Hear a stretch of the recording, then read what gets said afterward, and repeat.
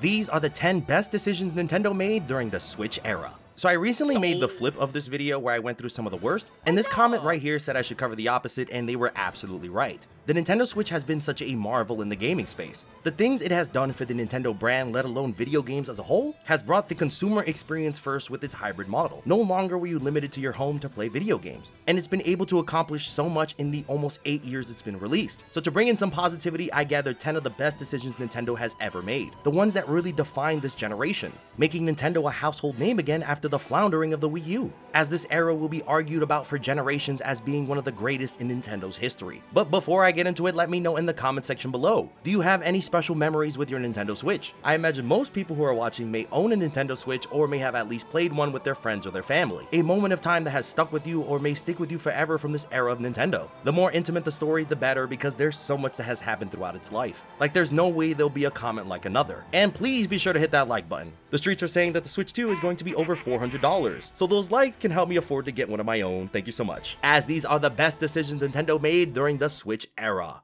Here we go!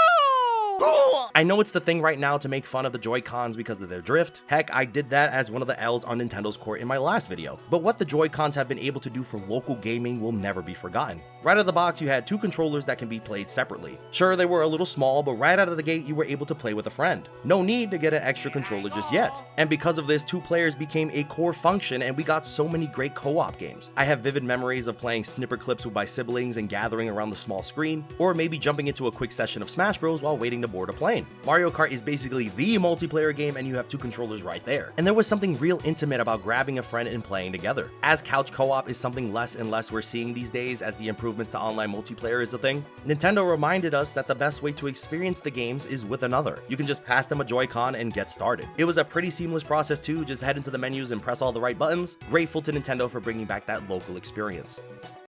Here comes a new challenger! The Nintendo Switch brought back the return of third-party support, something that has heavily damaged their reputation ever since the Nintendo 64 era, as them having their games be put onto cartridges made it more difficult for developers. Everyone was moving over to disc-based games because the discs themselves were much larger in their file size. This decision made Nintendo's relationship with third parties much more difficult, and they never really recovered from it. The GameCube had some games, but still had the same issues with the smaller disc. The Wii's third parties were limited because of the hardware and the focus on motion controls. Nobody bought a Wii U, but now we have so many different types of games to choose from. The fact that you can play your 3D Mario and Doom Eternal on the same console. Tears of the Kingdom is chilling in the same place as Skyrim. Then all the third-party games that were made with the Nintendo Switch in mind. Octopath Traveler, Mario and Rabbids, Astral Chain, Monster Hunter Rise. So many third-party developers were down the clown with Nintendo again. And I think that's what makes the Nintendo Switch 2 so exciting, is the fact that the stronger hardware will make it so much easier for third-party support. They're able to come out the gate swinging, no longer needing to focus on building trust, but rather maintaining it with a solid string of titles. The Switch era healed Nintendo's third-party support. Plug it in, plug it in!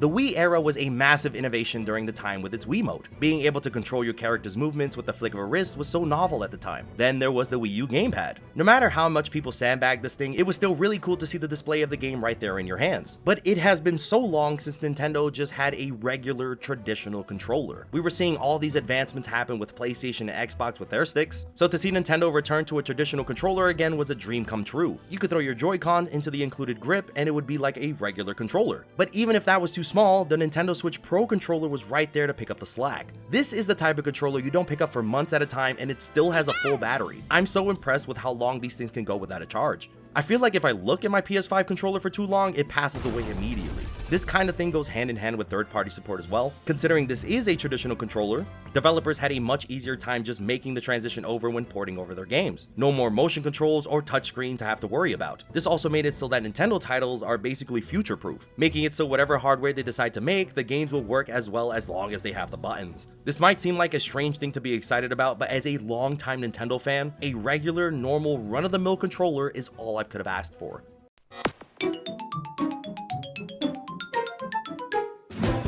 The Nintendo Switch has one of the most insane libraries of video games to ever exist. Even outside of third-party support, there are so many Nintendo franchises that got new games. Not even just new games, but games that are known for being the best in their series, pushing beyond previous conventions and establishing a new standard across the board. Mario Kart 8 Deluxe is a port of a game on a dead console that went on to be one of the best-selling video games of all time. Animal Crossing New Horizons dropped at a critical moment in human history and has left its mark as the game that has held us during those uncertain times. They created the biggest Super Smash Bros. Ever with character reveals that are still insane to think about to this day. Zelda, one of the behemoths in the gaming space, established a new standard for open world games as a whole. Now every open world game wants to do what Zelda did. Then they went ahead and did it twice with Tears of the Kingdom. Mario Party was stuck in this weird limbo where the games were either hit or miss, but now have returned back to their original board game formula that popularized the series.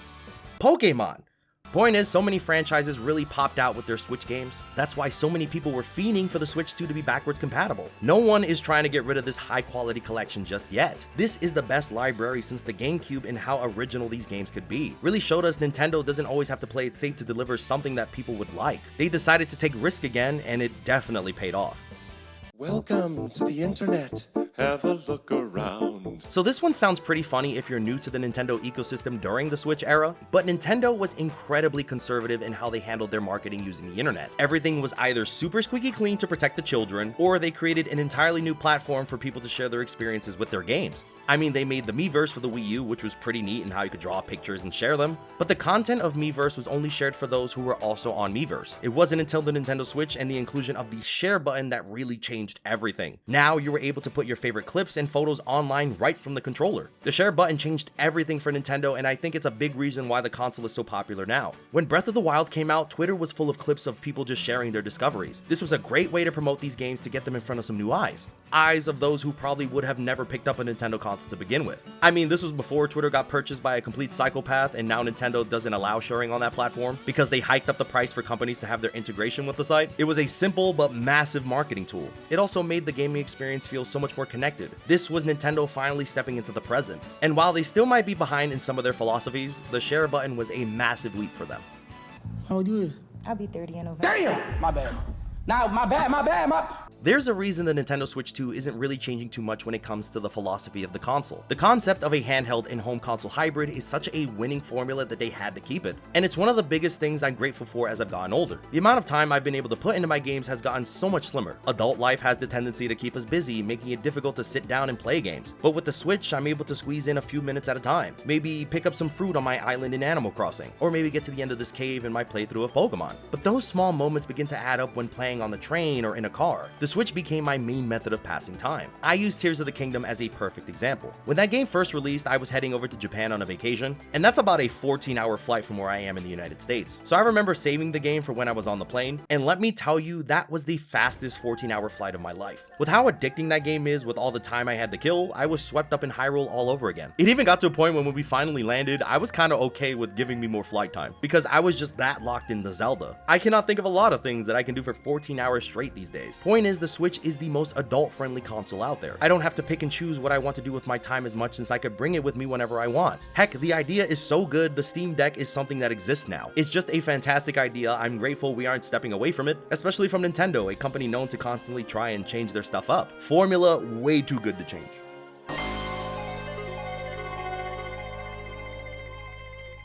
So indie games have always existed on Nintendo platforms since about the Wii era, but the Switch is where they really started to reach a new level. The best part about indie titles is that a majority of them were smaller, not really being as graphically demanding as most AAA titles. Because of this, the indie titles were able to run a lot better and more consistently on the Switch. We know the Switch itself isn't the most powerful thing out there, but it's perfect for handling those smaller games. And when I wanted to get my indie fix, I mainly had to go play on my PC, which is fine, but playing in the comfort of my own bed in handheld is way more comfortable than playing at my desk. I think back to my time playing Celeste, which is one of my favorite games of all time, the challenging platforming with the beautiful pixel art style and music, and an engaging story about personal struggles and depression. Then I got my hands dirty with Hades, a game that I was going to skip because I didn't feel like it was going to be my cup of tea. Ended up being something that I put dozens of hours into, beating the game again and again. Then we got stuff like Cuphead, which was exclusive to Xbox and PC for the longest time, and you can pass a Joy-Con to a friend and experience this excellent hand-drawn 2D adventure. And man, oh man, if you've never played a short hike, this might be one of the most relaxing games of of all time. I don't know what it is about the art style of this game that just screams cozy. I highly recommend it if you haven't tried it out yet. But most importantly, because these games weren't the heaviest hitters on the hardware, you can get so much more battery life out of these. If we were playing Breath of the Wild, you could get maybe 2 or 3 hours before that thing died. Throw some Shovel Knight into there and it would stay on for twice as long, perfect for those long drives. Regardless, the Switch became my preferred way to enjoy indie titles. I see that trend continuing with the next generation. By the way,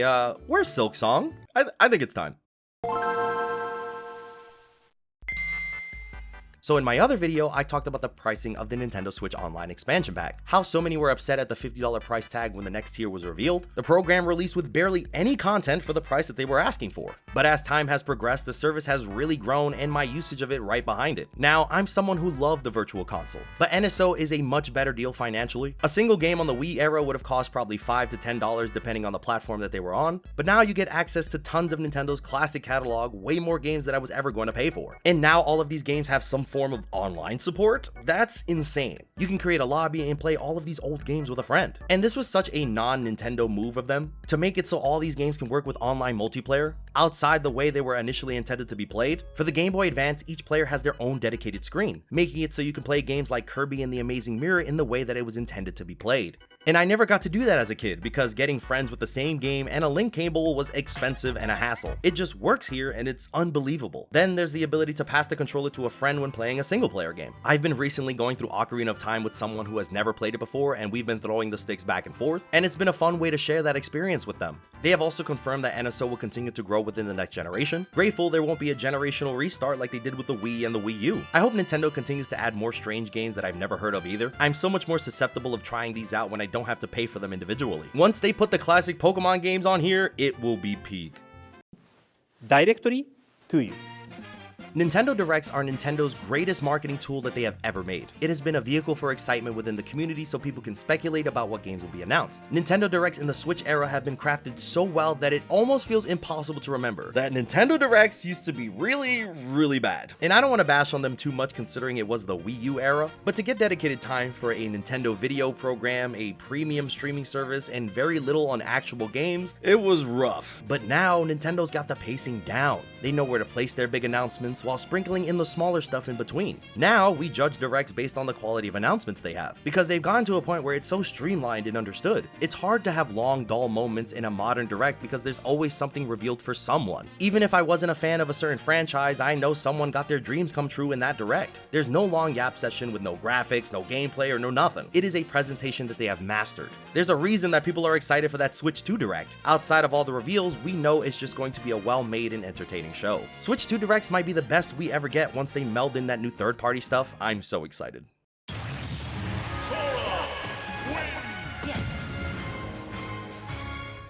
So this final one is the most personal, and I'm sure we all have something similar to fill in this blank. I'm a firm believer that the Nintendo Switch is the console that made it okay to be unrealistic again. It made it okay to be a gamer with the wildest dreams that might not happen in a million years, but Nintendo somehow pulled the strings to make it happen. The most insane thing that I can think of in this generation is that they put Sora in Smash Bros. I'm someone who thought that something like this would never happen no matter how much I wanted it. There's no way Square Enix would do it, there's no way Nintendo would want to do it, there's no way Disney's gonna want to get involved. I developed so many excuses that I could look back on with tons of data and evidence to support it. But despite all of it, it happened. Stop!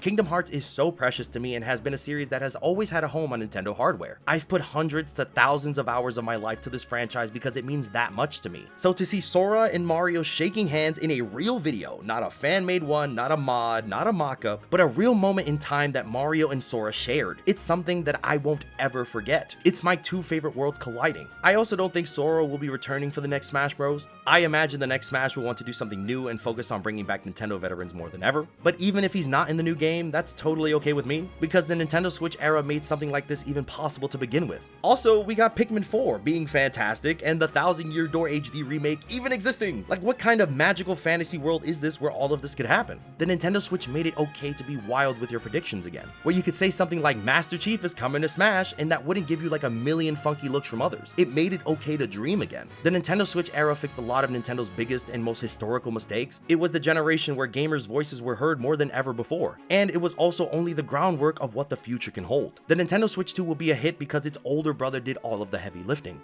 It brought faith back to the Nintendo brand when they were a laughingstock for years. It feels great to be a Nintendo fan again, and I cannot wait to see what the future holds. Thank you all so much for watching. Please be sure to comment, like, subscribe, and stay awesome.